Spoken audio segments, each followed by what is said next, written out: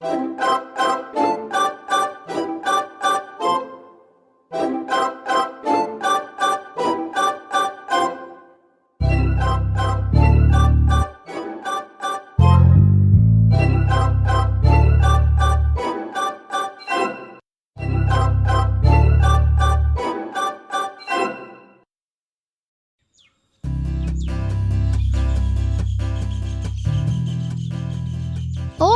Father John, जल्दी आओ।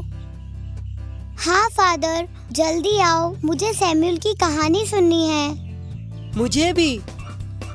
अरे देखो, वो आ रहे हैं। हेलो बच्चों, क्या आप मेरा इंतजार कर रहे हैं? हाँ फादर, हमको सैमुअल की कहानी सुननी है, इसीलिए हम तीनों जल्दी आए हैं। हाँ, अच्छा है। यहाँ आओ, यहाँ बैठते हैं। क्या तुम जानते हो बच्चों, न्यायकर्ताओं के बारे में बाइबल में क्या लिखा है? हाँ फादर, ईश्वर ने न्यायकर्ताओं को इजराइल को स्वतंत्र कराने भेजा था। बहुत बढ़िया जॉर्ज। क्या तुम बाइबल से न्यायकर्ताओं का नाम बता सकते हो? हाँ, समसोन न्याय करता थे, है ना? हाँ बच्चों, सैमुअल भी न्याय करता था। वो इजराइल का महान न्याय करता था, जिन्होंने इजराइल पर शासन किया। इजराइल के इतिहास में मूसा ही उनसे महान है। अब बच्चों सुनो।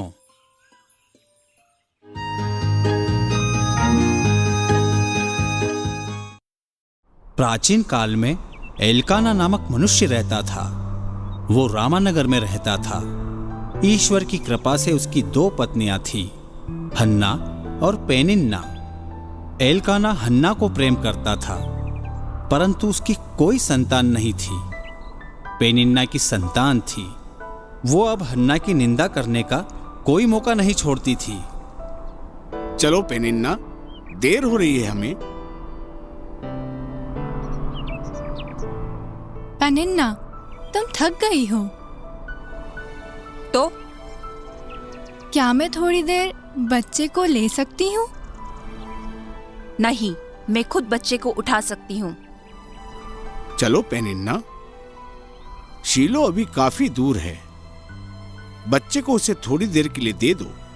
नहीं, ऐसी औरत को जिसके बच्चे ना हो, मैं उसे अपना बच्चा नहीं दे सकती। ओह, तुम इतनी निर्दयी क्यों हो पेनिन्ना? ईश्वर, मैं कब तक इस कलंक का बोझ सहूंगी? कृपा करो।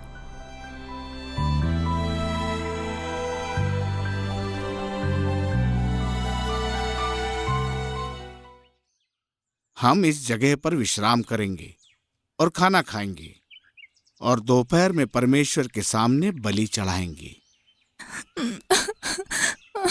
हन्ना कहाँ है? मुझे क्या पता। हन्ना, हन्ना, तुम रो क्यों रही हो? मैं रोने के अलावा और क्या कर सकती हूँ? क्या ईश्वर ने मुझे छोड़ दिया है? कोई बात नहीं, चिंता मत करो। देखो हन्ना, मैं दुनिया में सबसे ज्यादा तुम्हें प्यार करता हूँ। मैं जानती हूँ। आओ, खाना तैयार है, कुछ खा लो। ठीक है। जब वे बलि के लिए मांस पका रहे थे, याजक का सेवक उनके पास आया।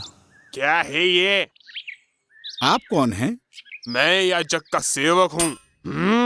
ये तो बड़ा स्वादिष्ट लग रहा है। नहीं, रुक जाइए आप ये क्या कर रहे हैं? ये पहले हमें ईश्वर को चढ़ाना है। तुम्हें याजक को पहले देना है, जो बचे वो ईश्वर को चढ़ा देना।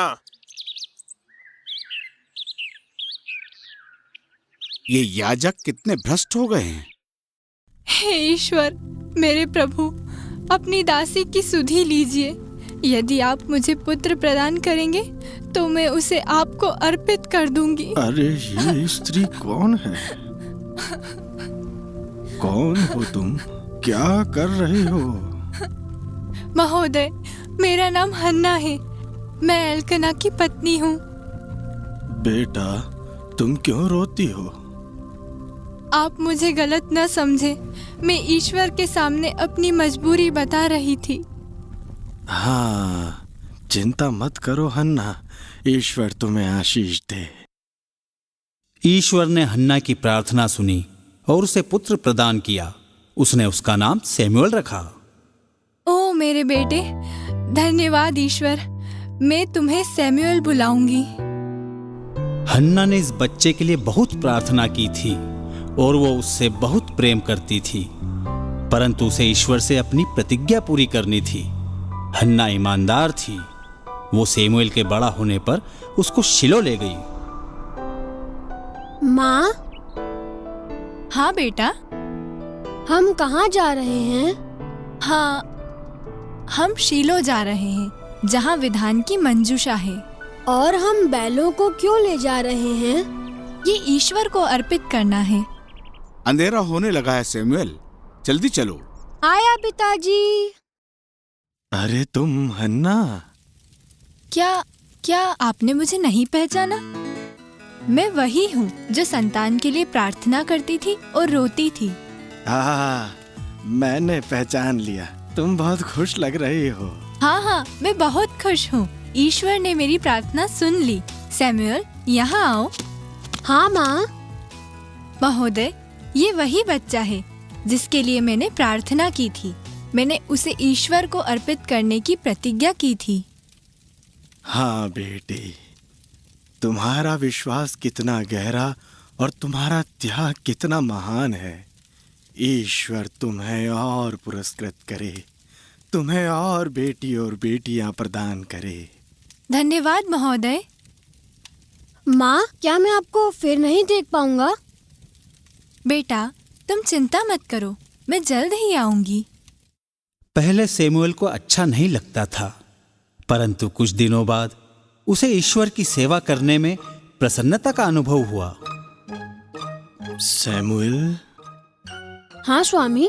मेरे साथ आओ, मैं कुछ बताता हूँ। बेटे, ये मंदिर का दीप है। ये दीपक हमेशा प्रकाशित रहे, ये सुनिश्चित करना तुम्हारी जिम्मेदारी है। ये दीप बहुत सुंदर है। धन्यवाद स्वामी। इस दीप की तरह तुम्हारा विश्वास हमेशा प्रकाशित रहे बेटे।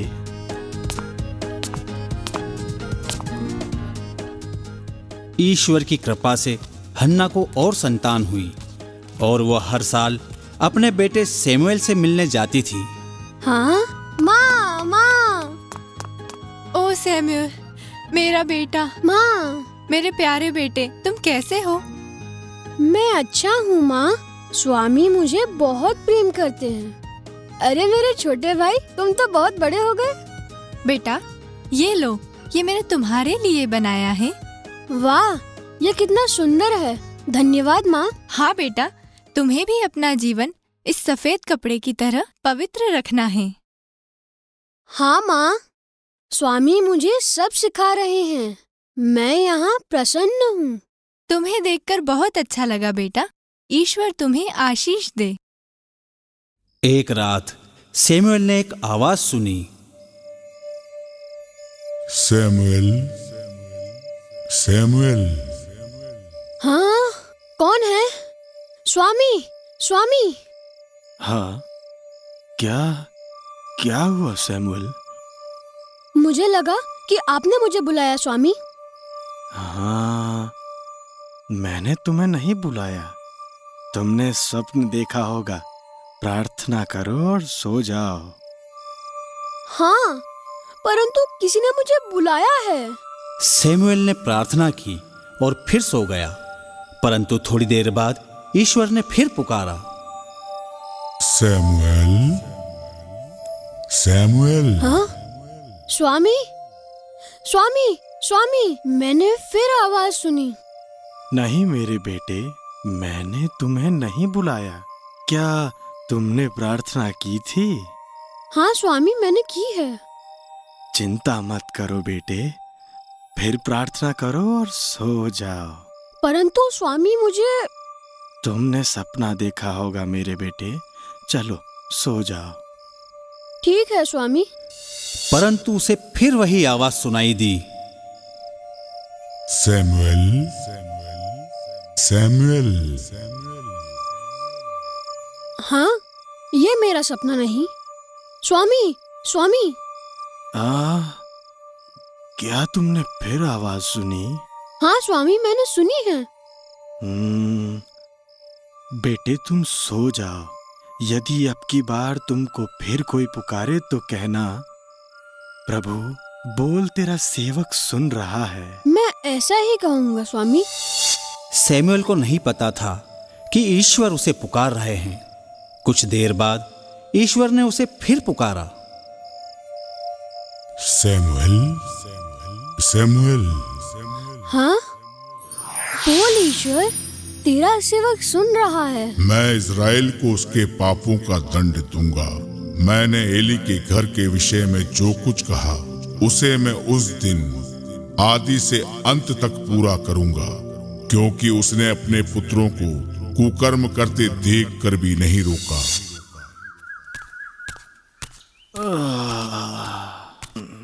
स्वामी, आप जाग गए? हाँ सैमुअल, यहाँ आओ बेटे। बताओ बेटे, ईश्वर ने तुमसे क्या कहा? मुझसे कुछ मत छुपाना। स्वामी, उन्होंने कहा। बताओ बेटे, ईश्वर ने तुमसे क्या कहा?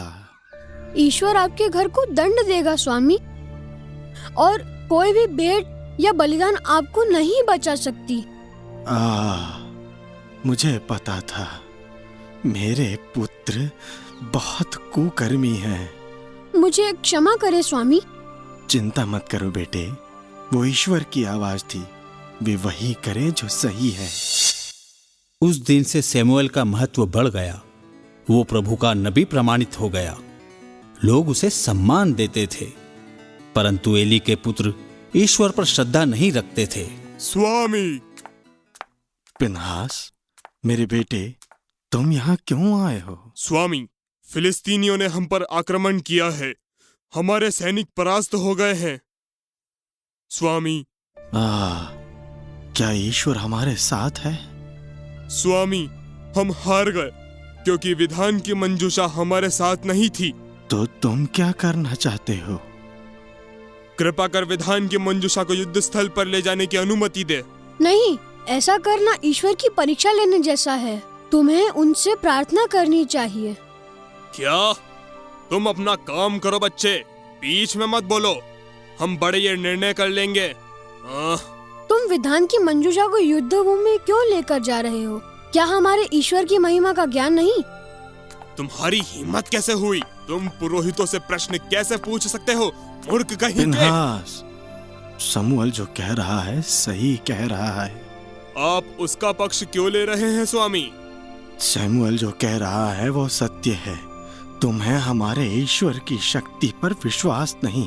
हाँ, तुम बूढ़े हो गए हो। मैं विधान की मंजूषा ले जा रहा हूँ। तुम आज्ञा दो या ना दो। पिनहास, चलो, विधान की मंजूषा ले चले। उन पर ध्यान मत दो। क्या तुम स्वामी की इच्छा के विरुद्ध विधान की मंजूषा लेकर जाओगे? हटो यहाँ से। पिनहास, ऐसा मत करो। परंतु पिनहास ने एली की बात नहीं सुनी और वो विधान की मंजूषा लेकर युद्ध भूमि पहुंचा।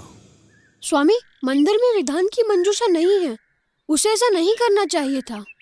मैं क्या कर सकता हूँ? तुमने देखा ना, वे मेरी नहीं सुनते। उन्हें गए कई दिन हो गए। उनका कोई समाचार है? नहीं, मुझे डर लग रहा है। स्वामी, स्वामी, कौन? कौन है? ये वही सैनिक है जो पिनहास के साथ गया था। ओह, हो सकता है ये कुछ अच्छा समाचार लाया हो। स्वामी,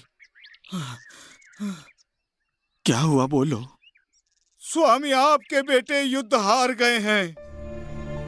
मेरे पुत्रों को क्या हुआ? बताओ, क्या हुआ उनको? फिलिस्तीनियों ने ईश्वर की मंजूषा ले ली और आपके बेटों को मार दिया।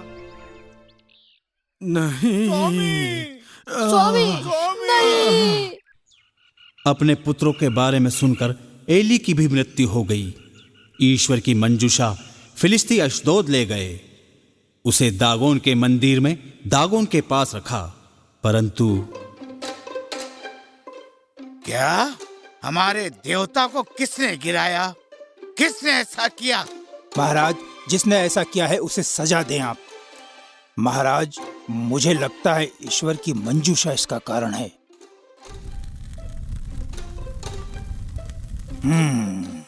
आप बिल्कुल ठीक कह रहे हैं महाराज। हम कल नगर में उनकी मंजूषा लाकर रख देंगे, अन्यथा उनका ईश्वर नाराज हो सकता है। ये सही बात हो सकती है। हमें इस्राएल के ईश्वर का कोप नहीं भोगना है। ईश्वर की मंजूषा को नगर में भेजो। जी महाराज। परंतु फिलिस्तीनी जहां भी ईश्वर की मंजूषा ले जाते, ईश्वर उस नगर को दंडित करते। इसलिए फिलिस्तीनियों ने ईश्वर की मंजूषा को इजराइल वापस भेजने का निर्णय लिया। हे, देखो, वो हमारे ईश्वर की मंजूषा है। फिलिस्ती ईश्वर की मंजूषा वापस ला रहे हैं। हाँ, मैं सोचता हूँ वे ईश्वर की मंजूषा को जहाँ भी ले जाते हैं, ईश्वर उन्हें दंडित करते हैं। हाँ, इसी कारण वे इसे वापस ला रहे हैं। वो रही ईश्वर की मंजूषा। ईश्वर ने हमें नहीं छोड़ा है। चलो देखें वे कहाँ रुकते हैं। लोग ईश्वर की मंजूषा अबीनादाब के घर में ले आए। फिलिस्तीनी सालों तक इजराइलियों पर अत्याचार करते रहे। ओह, ईश्वर ने हमें छोड़ दिया है। फिलिस्तीनियों के अत्याचार बढ़ते जा रहे हैं। हम अपनी 2/3 कमाई कर में दे देते हैं। हम अपने लिए अब क्या बचाएं? और उन सैनिकों का क्या स्वामी? उनको देखकर तो हमें छुपना पड़ता है। हाँ, तुम्हें अभी भी एहसास नहीं?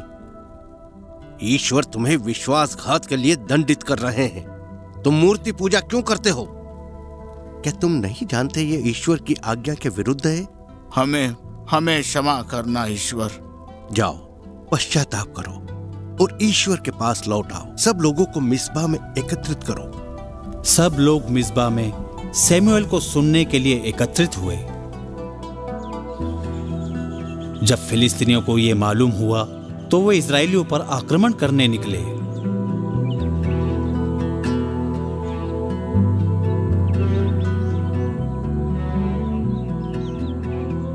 मूर्ति पूजा कर आप सब लोग पाप कर रहे हैं। आप सब आज व्रत करिए और प्रार्थना कीजिए। स्वामी, स्वामी। क्या हुआ? स्वामी, फिलिस्तीनी सैनिक आ रहे हैं। हे ईश्वर, हम फंस गए।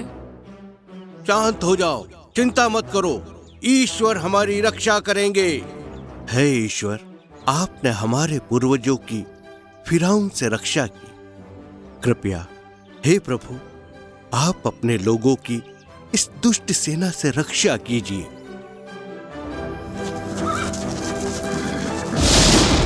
ईश्वर ने सैमुएल की प्रार्थना सुनी और फिलिस्तीनियों को परास्त किया।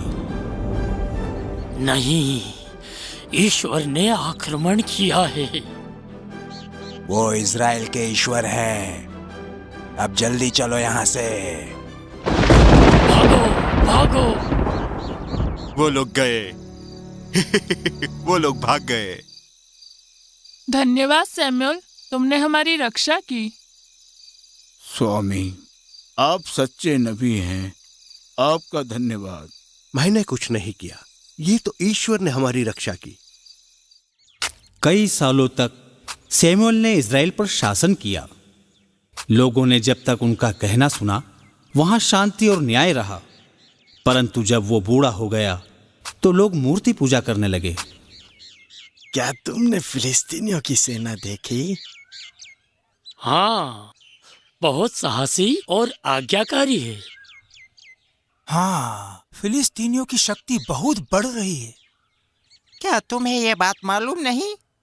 उसके पास राजा है, इसलिए उसकी शक्ति इतनी बढ़ रही है।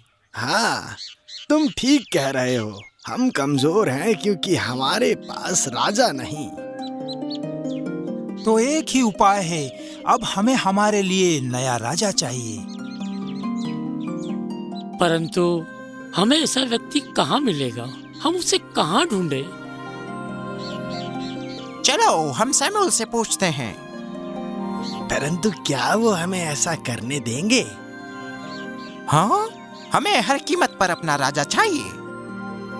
लोगों ने मुखियाओं को साथ लिया और सैमुअल से बात करने आए।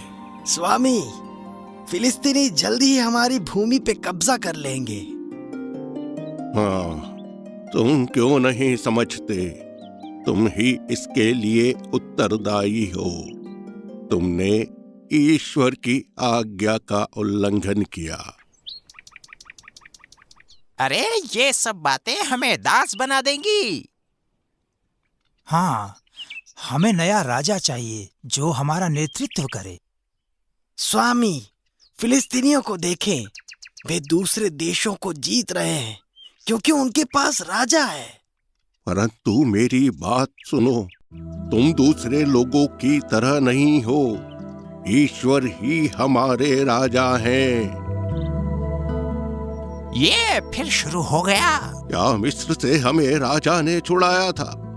हमारे पास राजा था जब हमने ईश्वर द्वारा प्रदत्त देश पर कब्जा किया। रुको, ये सब पुरानी कहानियां हैं। तो मिस्पा में क्या हुआ था? क्या राजा ने फिलिस्तीनियों की सेना से हमारी रक्षा की थी? तुमने तो स्वयं देखा था। अगर तुम हमारी बात नहीं मानोगे तो स्वयं ही हम अपना राजा चुन लेंगे। तो ठीक है, मुझे ईश्वर की आज्ञा पता करना है। तुम कल आना, मैं तुम्हें बताऊंगा। हाँ, चलो। हे ईश्वर, मैं इन लोगों को कैसे संभालूंगा? वे मेरी बात ही नहीं मानते। मैं बूढ़ा हो चुका हूँ। इज़राइल कमजोर हो रहा है। वे सही कह रहे हैं, राजा और सेना। क्या ईश्वर ही लोगों द्वारा ये सब कहला रहे हैं? नहीं, ईश्वर ही इज़राइल का राजा है। हे प्रभु, मेरी प्रार्थना सुन। मुझे मार्ग दिखाओ प्रभु। सुबह लोग मंदिर में एकत्र हुए। सैमुएल ने कहा, सुनो इज़राइल के लोगों, ईश्वर कहते हैं, मैं तुम्हारे लिए राजा को नियुक्त करूंगा। वो तुम्हारे लिए शक्तिशाली सेना का गठन करेगा और तुम्हारी बेटियां उसकी पत्नी और दासी बनेगी। वो तुम्हारी भूमि लेगा। वो तुम लोगों को दास बनाएगा। ईश्वर तुम्हारी सहायता फिर नहीं करेंगे। क्या निर्णय है तुम लोगों का? मुझे अभी बताओ। हमें उसकी चिंता नहीं है, परंतु हमें राजा चाहिए। हाँ, हमें राजा चाहिए। तो ठीक है, तुम्हें तुम्हारी इच्छा के अनुसार 30 दिन के अंदर राजा मिल जाएगा। सबको मिस्बा पर बुला लो। सैमुएल की कहानी आगे भी है। उसने इज़राइल के इतिहास में महत्वपूर्ण भूमिका निभाई। तो बच्चों, तुम्हें न्यायकर्ता सैमुएल की कहानी पसंद आई? वाह, सैमुएल की कहानी कितनी प्रेरणादायी है। हाँ जॉर्ज, वो उसके लोगों के दुखों में रोया। उसने प्रार्थना की और उनके लिए बलि अर्पित की। उसने ईश्वर की आज्ञा सिखाई। सैमुएल एक महान नबी थे। हाँ तो बच्चों, इस कहानी के बारे में मैं तुमसे कुछ सवाल पूछूं? हाँ फादर। सैमुएल की माता का क्या नाम था? उनका नाम हन्ना था। बिल्कुल सही मैथ्यू। और लूसी, क्या तुम बता सकती हो बेटी कि हन्ना ने ईश्वर से क्या प्रतिज्ञा की थी? उसने ईश्वर के मंदिर में जाकर वादा किया कि अगर उसे पुत्र हुआ तो वह उसे ईश्वर की सेवा में अर्पित कर देगी। शाबाश लूसी। हाँ, तो अब बताओ, सैमुएल के जीवन की 2 महत्वपूर्ण घटनाएं क्या थी? क्या मैं पहले बताऊं? हाँ जॉर्ज, तुम बताओ। जब फिलिस्तीन ईश्वर की मंजूषा ले गए तो शमूएल ने लोगों को साहस दिया। इज़राइल के लोगों ने ईश्वर से क्षमा मांगी। बिल्कुल सही जॉर्ज। और दूसरी कौन बताएगा? क्या तुम दूसरी घटना के बारे में जानते हो? हमें इसका उत्तर नहीं पता है फादर। ठीक है, मैंने अभी दूसरी कहानी नहीं सुनाई है। तो बच्चों, जब इज़राइल के लोग राजा के लिए रोए तो वो शमूएल ही थे जिन्होंने उनके लिए राजा को नियुक्त किया था। राजा? परंतु इज़राइल के लोगों के लिए तो ईश्वर ही राजा है। ठीक है, परंतु शमूएल इज़राइल के लोगों की राजा की मांग और ईश्वर के प्रति विश्वास के मध्य निर्णय करने के लिए संशय में था। जब उन्होंने राजा को नियुक्त किया तब भी वे ईश्वर की महिमा में विश्वास रखते थे। अब मैं जो वचन तुम्हें बताऊंगा उसे स्मरण रखना। ईश्वर ने जब शमूएल को बुलाया तो उसने यही कहा था। मेरे साथ दोहराओ, बोल ईश्वर, तेरा सेवक सुन रहा है। बोल ईश्वर, तेरा सेवक सुन रहा है। शाबाश, बहुत अच्छे बच्चों। अब हम कल मिलेंगे। फादर, कल आप कौन सी कहानी सुनाएंगे? हाँ, मैं तुम्हें इज़राइल के प्रथम राजा की कहानी सुनाऊंगा। मैं तुम्हें शाऊल की कहानी सुनाऊंगा। वाह, राजा शाऊल की कहानी। धन्यवाद फादर। गुड बाय बच्चों। Good bye father.